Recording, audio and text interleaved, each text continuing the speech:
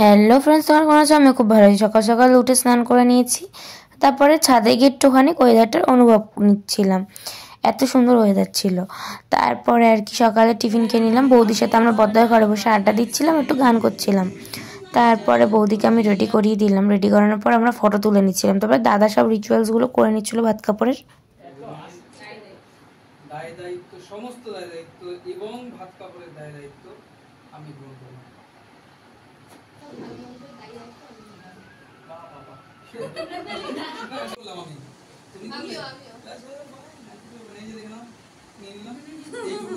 তারপর সব রিচুয়ালস হয়ে যাওয়ার পর দাদা বৌদিকে খাই দিচ্ছিল, বৌদি দাদাকে খাই দিচ্ছিল। 3বার গন্ধ শুকে নিল বৌদি। তার আগে এখানে ফটোগ্রাফার দাদারা ফটো তুলে নিচ্ছিল। তারপরে আমি আর কি ছাদে চলে গেলাম খাওয়ার জন্য। তারপর আমিও দুপুরের খাবার খেতে বসে পড়লাম সবার খাওয়ার পরে।